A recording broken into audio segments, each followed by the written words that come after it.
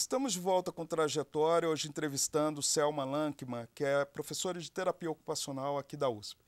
No bloco anterior, Selma, estávamos justamente falando da questão da terapia ocupacional e da sua carreira dentro desse processo.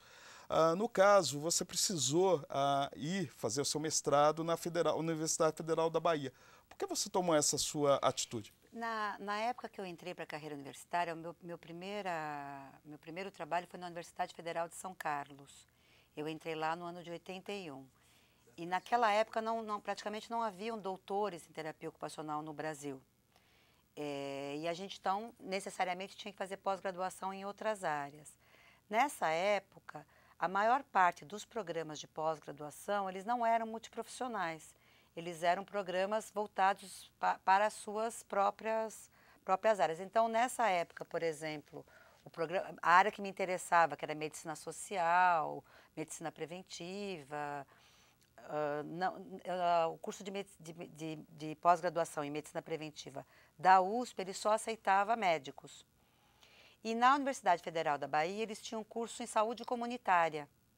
Que era isso, no caso, era um avanço na época. Na época era um avanço significativo. E dentro da medicina? Dentro da Faculdade de Medicina, dentro do Departamento de Medicina Preventiva, eles tinham um programa de mestrado e doutorado em saúde comunitária, que realmente era uma coisa muito inovadora na época. Então, como eu já era professora universitária, eu tive oportunidade de ter um afastamento da Federal de São Carlos para ir cursar o mestrado lá na Bahia. Embora eu tenha desenvolvido a tese aqui em São Paulo com um orientador da USP. Ah, entendi. Um orientador das ciências sociais. Era um co-orientador aqui. Na verdade, ele acabou assumindo a orientação, ele foi credenciado lá na Bahia para ser meu orientador, e ele era professor da ciência política aqui da FEFELESH. E a Faculdade de Medicina da Bahia, ela ainda continua com esse perfil inovador? Continua com esse perfil inovador. Esse departamento, esse curso de pós-graduação virou um instituto de saúde coletiva, que é até hoje um instituto muito forte, muito expressivo no país, mas a diferença é que que a Faculdade de Medicina, o Departamento de Medicina Preventiva da Faculdade de Medicina hoje aceita profissionais não médicos. Então, vários dos meus alunos hoje podem cursar pós-graduação na medicina preventiva, coisa que na época eu não pude. Agora, esse foi um dos desafios que você encontrou na implantação da terapia ocupacional aqui na USP? Foi, porque a gente tinha que o tempo todo a gente era pioneiro por todos os lugares que a gente passava. A gente sempre encontrava barreiras, e para poder superar essas barreiras você tinha que ficar sendo criativo. Então São Paulo não podia ir para a Bahia, não podia ir na medicina, ia para a psicologia, não podia na ciência social. A gente ficava tendo que achar brechas para a gente poder se capacitar. E hoje você acha que a terapia ocupacional, pelo menos aqui na USP, ela já encontrou esse espaço, essa autonomia? Não. Não, porque, por exemplo, nós estamos tendo muita dificuldade, por exemplo, em nos inserirmos em programas de pós-graduação, por aquilo que eu te falei no bloco passado, porque esses programas de pós-graduação funcionam a partir de parâmetros da medicina que, para nós, da terapia ocupacional, são muito difíceis de alcançar.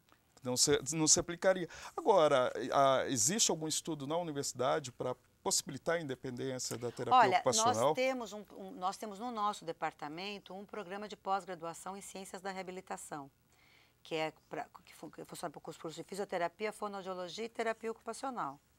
Nós já tivemos docentes credenciados nesse programa, eu sou orientadora desse programa, mas a maior parte dos meus pares, terapeutas ocupacionais, encontram muita dificuldade de se credenciarem no nosso próprio programa pelo critério que ele oferece, pelo padrão que ele oferece. Como a USP força os programas de pós-graduação a serem todos nota 5, ela dificulta que a gente consiga se inserir. Então, para te dar um exemplo, na Universidade Federal de São Carlos hoje tem um programa de pós-graduação em terapia ocupacional nota 3, que na USP ele não seria aprovado. Na USP não é possível de existir. E lá em São Carlos ele existe, os nossos colegas de São Carlos, lá os meus colegas da época que eu trabalhei lá, estão boa parte deles dando aula na pós-graduação, e os meus pares aqui da USP não conseguem Quer dizer, tudo isso deve provocar um grande estresse, né, em todo o corpo docente Sim, da provoca terapia uma ocupacional. Sabe por quê? Porque a gente não consegue formar os nossos sucessores. Nós não estamos conseguindo formar os doutores para nos sucederem. Então, esse para nós talvez seja a grande frustração dos meus pares hoje, é não conseguir formar os seus sucessores. Você trabalhou em cargo público como assessora de saúde mental, né, aqui na região do Butantã.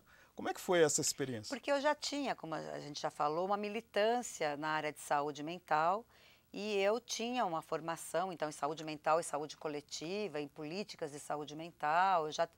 Eu trabalhava com com esse tema. E nessa época foi o período em que a Erundina assumiu a Prefeitura de São Paulo. E que, na época, foi realmente assim, muito inovador. Foi a primeira vez que o PT alcançou uma prefeitura expressiva, que era a Prefeitura de São Paulo, e faltavam quadros, precisava-se de quadros para assumirem esses lugares. Hoje, a gente tem muito mais pessoas preparadas com experiência para esse tipo de cargo. Na época não era assim. Então eu recebi um convite da época da responsável pela saúde da região do Butantã, pela coordenadora da saúde da região, me convidando para esse cargo. E eu achei interessante, por um certo período, interromper, vamos dizer assim, dar uma pausa na minha carreira universitária para cuidar desse cargo.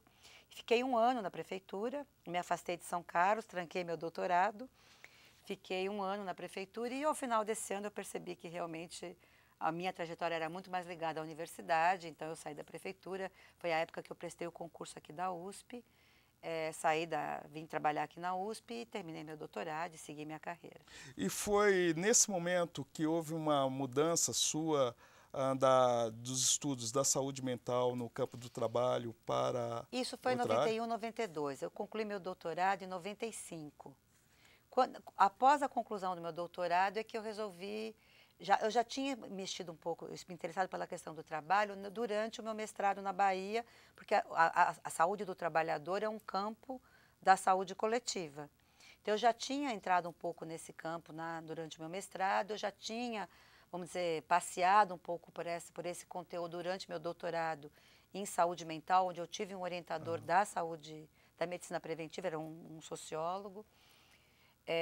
E aí, quando eu acabei meu doutorado, eu estava um pouco satisfeita, vamos dizer assim, dessa questão saúde mental estrito sensu, e aí eu tomei contato com a saúde mental e trabalho, e passei a me interessar mais por esse campo, e aí eu comecei a estudar essa área. Nessa época, eu tive contato com a obra do professor Christophe Dejour, que é um fundador de uma disciplina que chama Psicodinâmica do Trabalho, que estuda saúde mental e trabalho. E, por exemplo, a psicodinâmica do trabalho, né, o que que ela é de fato?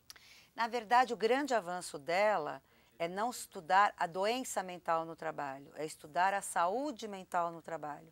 Você está me perguntando do trabalho que adoece, do trabalho.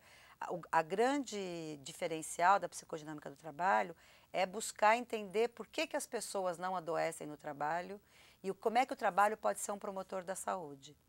Esse é o grande... É uma mudança de paradigma. Exatamente. E foi essa mudança de paradigma que me fascinou. Mas quando se fala em a pessoa buscar no trabalho a sua saúde, está se atribuindo o quê? Seria algo individual, a pessoa ter uma postura individual, ou seria uma política? Não, não é a pessoa buscar no trabalho a sua saúde, é o trabalho ser um espaço social, ou ser, talvez, na nossa opinião, o principal espaço social de desenvolvimento dos indivíduos e da sua saúde mental.